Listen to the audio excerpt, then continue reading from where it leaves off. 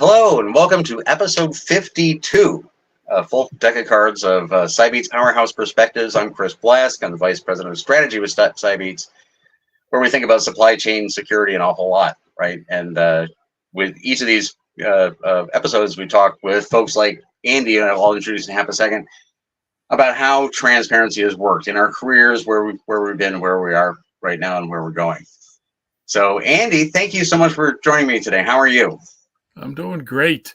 We're having a great fall, a great autumn here in New England.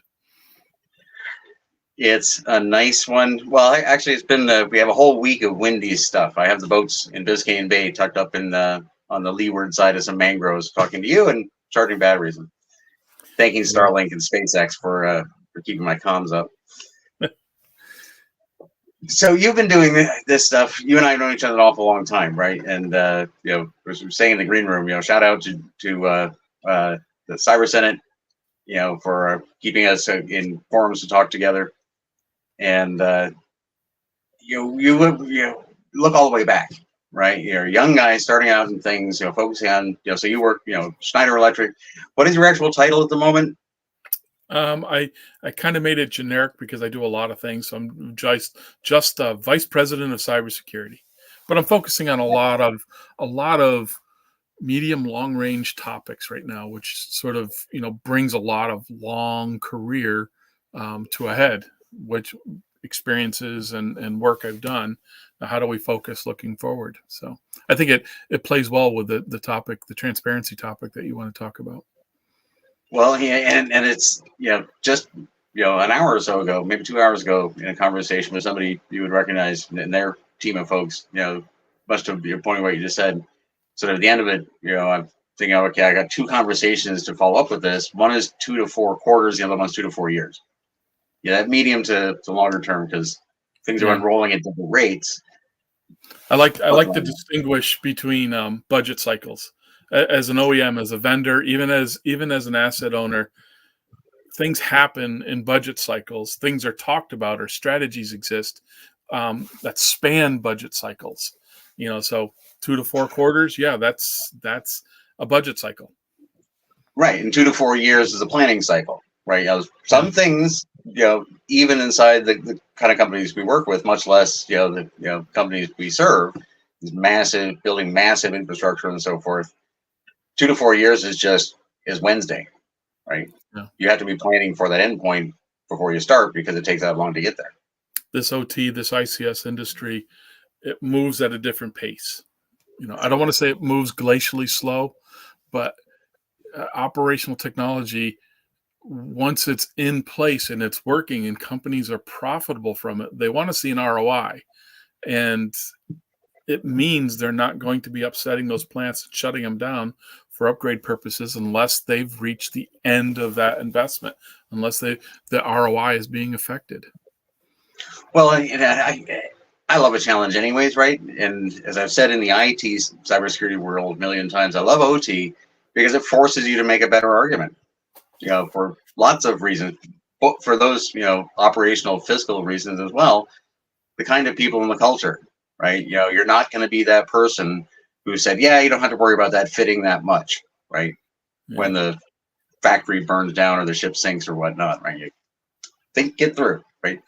So to stick to our theme, Anthony, if you put the first question up, looking back, when you started in this whole industry, you're focusing on, earlier time in the OT industry anyways, and in your role, focusing on the actual physical thing, building it and engineering it and knowing exactly what you know and don't know.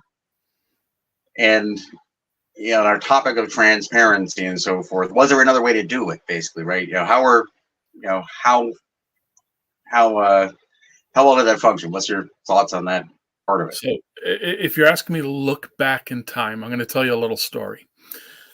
I have a friend. I used to have the friend that we go rock climbing all the time. And he was a PhD mechanical engineer. And I was a software engineer. And in fact, I was studying artificial intelligence at the time. And we presented a problem to each other. You have a series of bolts coming down this conveyor. And you have to pick them up, pick and place them in a very precise order. And of course, I'm thinking AI, I'm thinking photo recognition, optical recognition.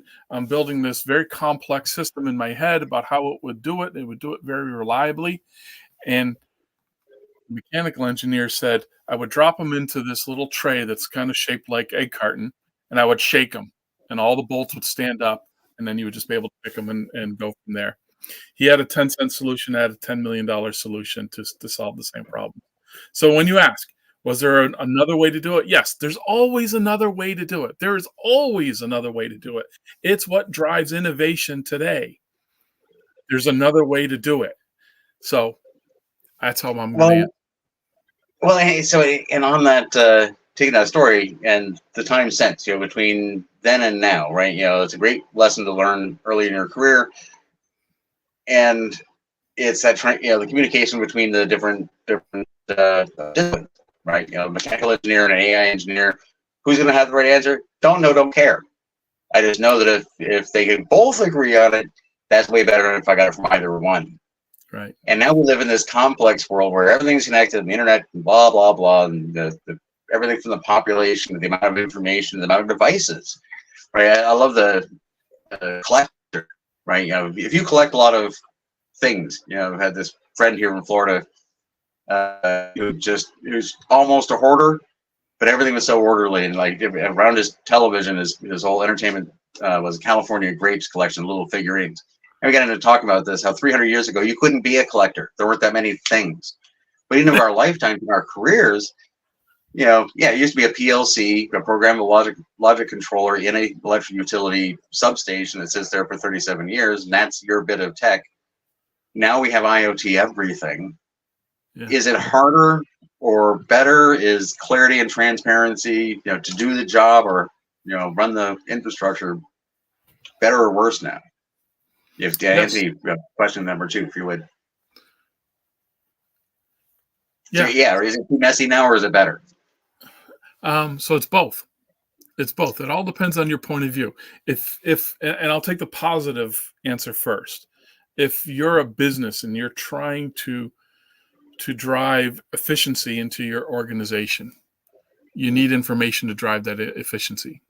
In fact, the one solid tenet of IT or OT convergence was the IT side of the business, that business operation, trying to react at the speed that operations behaved at. Where business used to operate off of the old green bar reports, and you'd get your inventory reports once a month, and you'd run your, remember MRP? You'd run your MRP once a month and decide, feed that to your purchasing organization. Then we moved on to just in time. Well, now they want to see what's being consumed, and they want to be ordering it in the morning and having it delivered in the afternoon, and even there they want to tighten up to shorten cycles. The business cycle wants to behave at the speed of operational technology. So yes, there is positive reasons why we do a lot of what we do with enabling the flow of data. I sometimes refer to it as telemetry streams of data coming from the edge. But if you live outside of this world, if you're a consumer, if you're a teacher, if you're a physician, you might be questioning, has the world become too complex? It's the very reason we're talking about cybersecurity all the time, because there's so much to secure. It is not as simple as it was 15 years ago when I really got started in cybersecurity. It has, I have to stop saying 10 years ago. Now I have to say 15 years ago. It really, cybersecurity is changing. Yes, it is a constantly evolving space, but at the same time, it's also a constantly expanding space. And it is because of what you just asked. There's a lot of play in the system. There's a lot of moving parts, and that aspect of it is not getting simpler. Well, I love OT always, because it's just much more pragmatic. Right, the actual building burns or not. It's not just a server crashing or your website coming down. And of all the OT sectors, I always love maritime because I'm a boat nut, And anybody watching will notice that Andy and I have coordinated our colors today. So we're like navigation lights. We have green on the starboard side and red on the port side here. And but as an analog, to all this and the complexity and the pros and cons to it, I look at the way we do everything in boats. Everything you and I know about boats in the modern world are artifacts of post-World War II manufacturing. They're not right, they're not wrong, they just are what they are.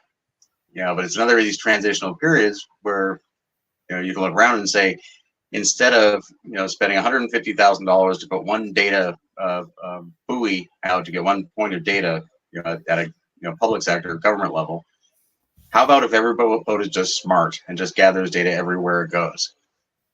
Well, there's too much, it's too complex. It's like, well, we're going that way.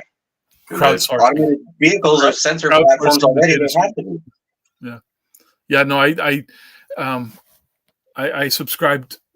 Also a boater. I also subscribe to a weather service that used crowdsourcing as a technique. Feed us your weather data, feed us your observations where you are now, and they can build models out of it that perhaps they don't have enough sensors to cover the coastal areas like a crowdsource approach might. Well, yeah, one example that we're all used to right now, we just don't see, is your maps, traffic on maps. You know where that comes from? People with cell phones moving in cars. Yep. And for decades now, there's been this, well, how do we build, this national automotive automation system? We'll have to build in these, infrastructure of cameras and sensors and things. It's like, is there another way? That's where it started. Cameras and road sensors, and then suddenly everybody was carrying phones, and we all know there's a steady stream of telemetry coming out of your phone. How you use that data can be very, very interesting. Yeah. Turns out there's way more phones than normal on this stretch of highway right now. Tell you what, that's traffic. Yep. I don't need to build anything in just and their GPS locations aren't changing as fast as you would want them to be. Exactly. And so going forward, right? Anthony, if you could throw up our third question there. I think I get the tenor of your answer. It doesn't surprise me too much. Andy Bachman was we did an episode with him. Andy, right? Yeah. So we have this Star Trek, Star Wars debate, right? I frankly think it's the Star Trek future. I think things continue to get better as they've done during my life. On average, on aggregate, we solve problems, we go forward, and there's but there's a lot of doom and gloom in the world, in the industry, and so forth. We're making it too complex. We can't do it. Rah, rah, rah, rah. And it's going to be the Star Wars, future where we never figure things out. So where history repeats itself, right?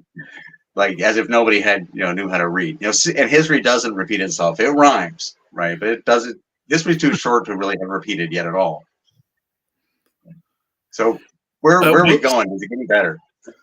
So you're asking more a philosophical question than a technological question. Will it be reliable? It at the same time will not be as reliable, and it'll be more reliable.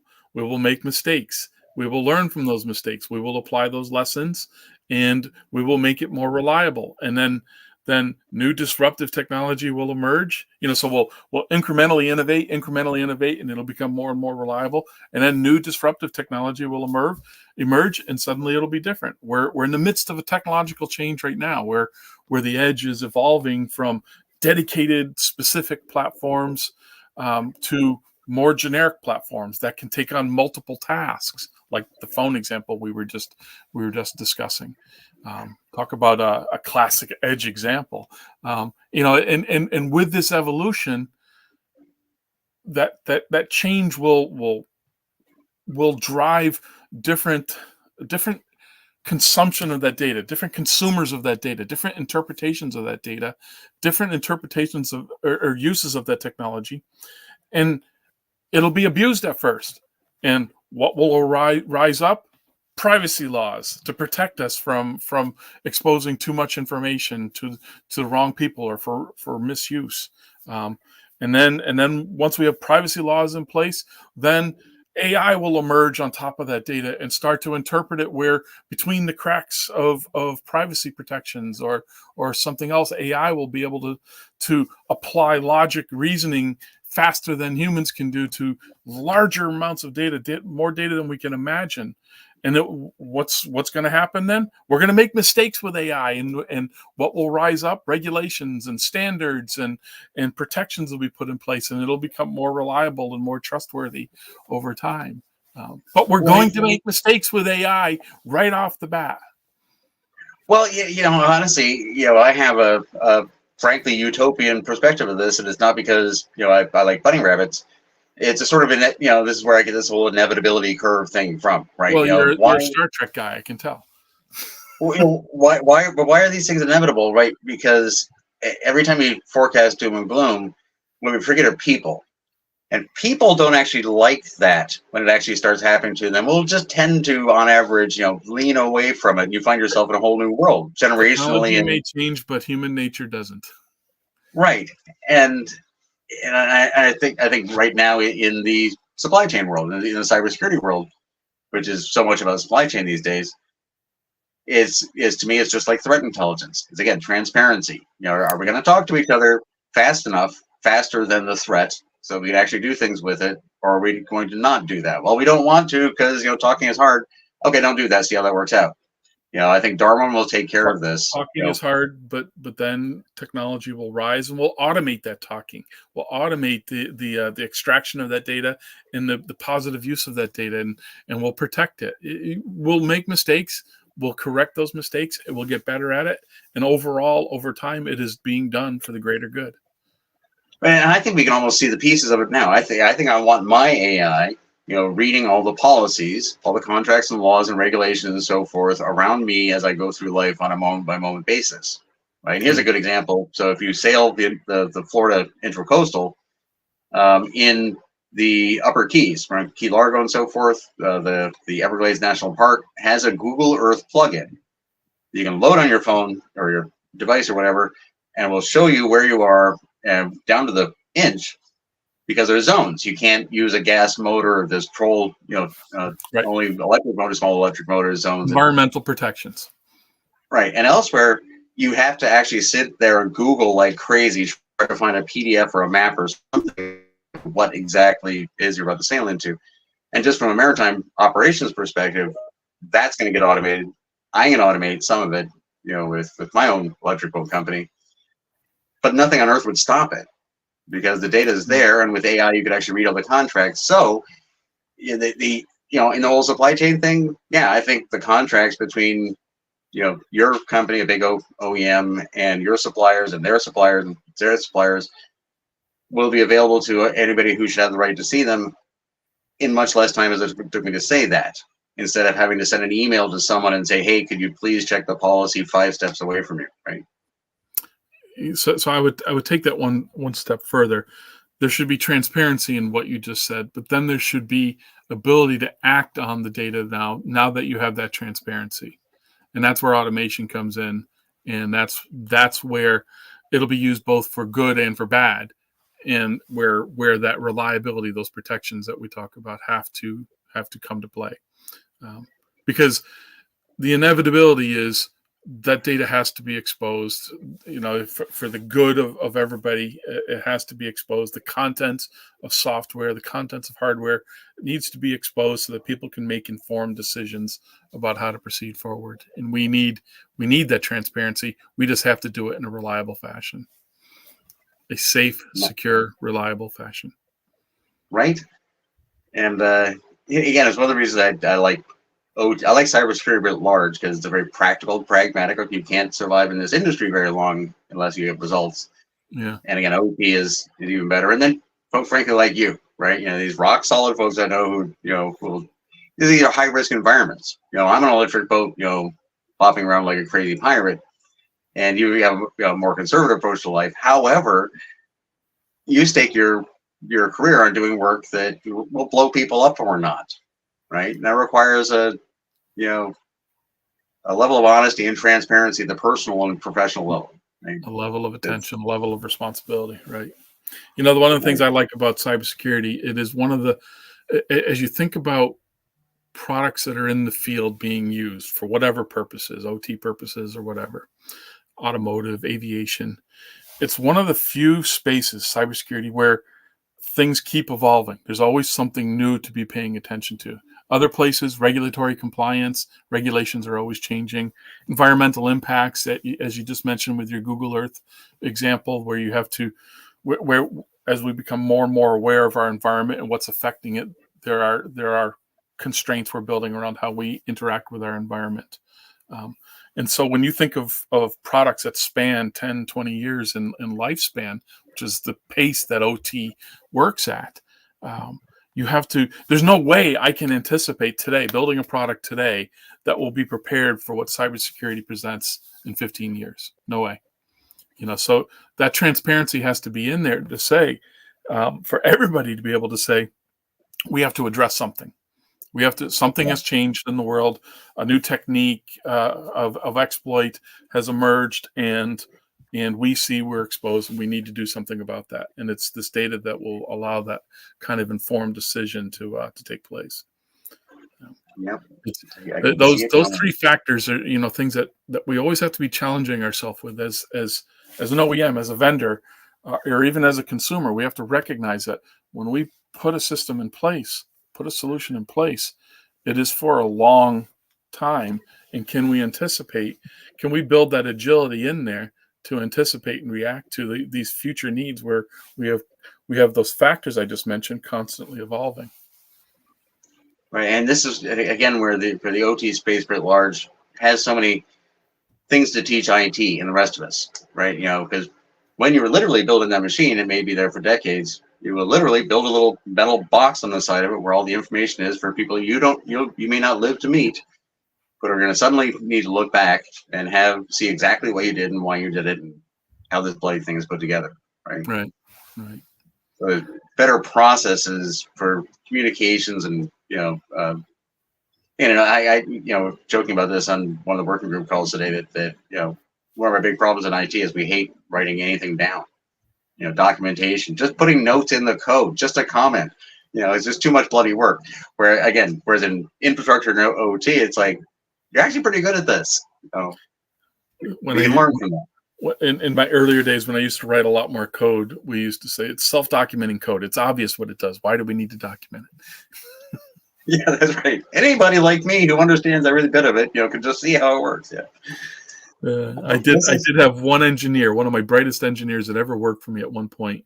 He came to me one day and said, the complexity of this particular product, it was a controller, has reached a point that there is no human that can keep all of the functions and how they work and interact in their head at one time. And that was a rather enlightening statement, that we had reached that level of density in code and functionality in this one particular product area that you just could not keep it all in your head. Well, yeah, I was gonna try to end the episode. I'll try to do that after this, but I can't help going on with this story because this is so at the Kaspersky Security Analyst Summit, or wherever there was this series of events that Kaspersky, the Russian antivirus company, held.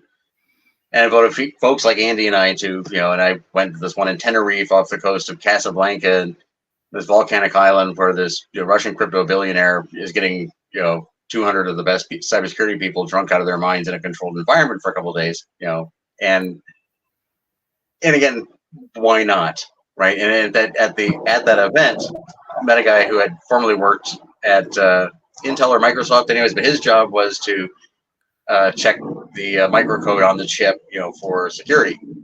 And he had written a paper before he quit a year or two before that, when he said it's now mathematically impossible.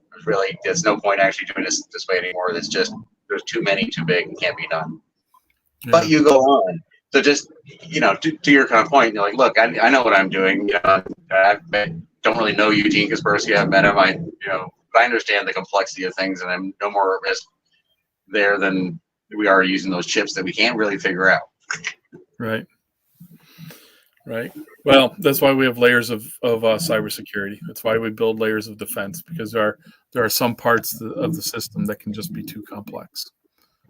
Right. By the way, when we reach that level of complexity, our next job is to simplify, break that component into multiple components, so that we can get back to understand. It also means that you have to put more resources on it. It's not like we just said, we throw our hands up. But no, the statement was, we've reached the point where the complexity is so much one human can't keep it all in their head. But that doesn't mean that you can't have a team of people who understand elements and parts of it, which is what we did. Yeah. Cool. Well, thank you, Andy, as always, for this time here today, for everything you've done in the industry, for being a great friend for, we as we get older, we say far too many years.